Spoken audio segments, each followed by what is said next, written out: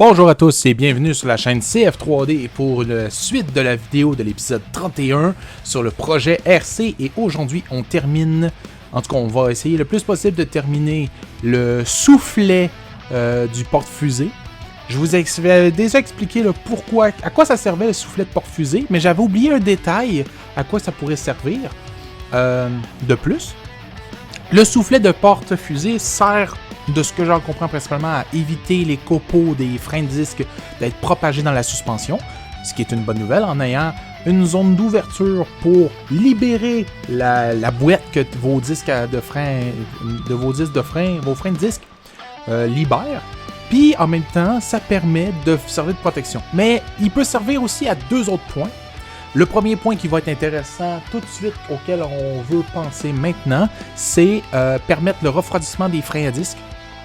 Pour une raison simple, c'est que je vais ajouter une entrée d'air, une direction où l'air va entrer par l'extérieur de la voiture, venir refroidir le disque. Étant donné que l'air va rentrer par en avant du soufflet, ce qui va se produire justement, c'est que les copeaux de métal ne pourront pas être projetés à l'intérieur. Le disque tournera pas, les copeaux de métal ne seront pas suffisamment lourds pour permettre d'être envoyés en avant et envoyés ailleurs. Fait que pour ça, on en avait parlé. Ce soufflet-là, la modification va être appliquée lorsqu'on va travailler la carrosserie, parce que le faire maintenant, ça n'aura pas d'utilité, ça n'aura pas d'intérêt. Et l'autre point qui est important d'un soufflet comme celui-là, c'est de tenir le frein. Ben oui, moi je fais un frein à disque. C'est pas nouveau. Mais qu'est-ce qu'il y a comme frein à disque? On a le disque, qui est ventilé, pas ventilé, ça n'a pas d'importance. Mais on a le disque. Mais qu'est-ce qu'on a aussi? On a des plaquettes qui viennent saisir le disque lorsqu'on va appuyer sur le frein. Mais le mécanisme qui applique la tension correcte pour saisir le frein, ça s'appelle comment? En bon anglais, ça s'appelle un caliper. Ou un caliper. Donc, on va modifier le soufflet lorsqu'on va designer le caliper. En attendant, on va continuer avec le moyeu central. Oui, le moyeu de roue. À quoi va servir le moyeu de roue? Là, comme vous pouvez le voir, j'ai pas encore déterminé les bearings qui vont être montés. Fait que je vais le faire plein de diamètres puis je vais le réajuster plus tard. Bon, ceci étant dit fait, à quoi sert le moyeu de roue? Tout simplement à faire le lien de la roue avec le disque sur une partie qui va être mobile mais fixe. Ce qui veut dire concentrique à un axe, mais ce qui va soutenir la roue et le disque pour éviter que ça parte en sucette. Donc, mon idée, c'est que je vais faire mon moyeu de roue, même si je préconise pas ce principe-là, mais c'est faute de moyens, j'ai pas trouvé mieux.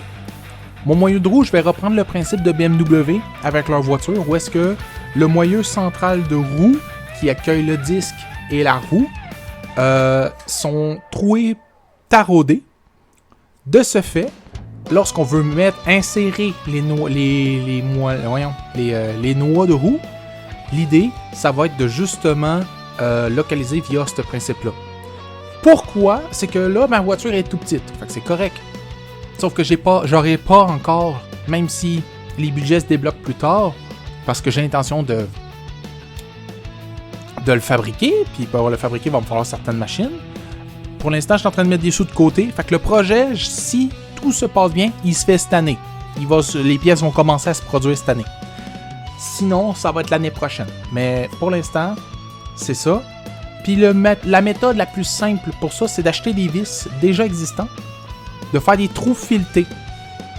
Comme ça, tu arrives, tu places ta roue, étant donné que c'est une voiture 1.8, tu sais, c'est pas une très grosse voiture, fait que t'as pas à la flipper sur le côté.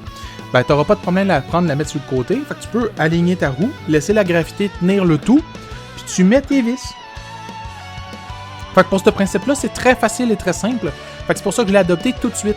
C'est que c'était beaucoup plus facile à produire une pièce que de fabriquer le moyeu central avec ses tiges filetées qu'il va falloir que je filte moi-même avec une insertion de filetage parce que j'aurais pas la confiance ni l'équipement nécessaire pour le faire à même la CNC.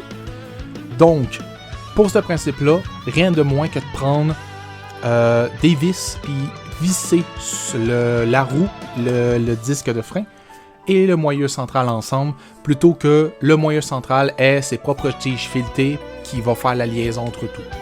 anecdote que je vous avais déjà parlé dans une demi-vidéo sur la chaîne sur une des conceptions de voiture, la Hyundai Tiburon, j'ai perdu une roue. La roue a limé les supports filetés. Est-ce que ça fait le véhicule moins fiable ou moins efficace? Non, mais c'est une anecdote qui valait la peine d'être parlée lorsqu'on a des mauvaises roues attribuées pour ce type de véhicule. Donc, j'espère que cette vidéo-là vous a plu. N'hésitez pas à laisser liker, commentaire, pouce bleu, partager la vidéo.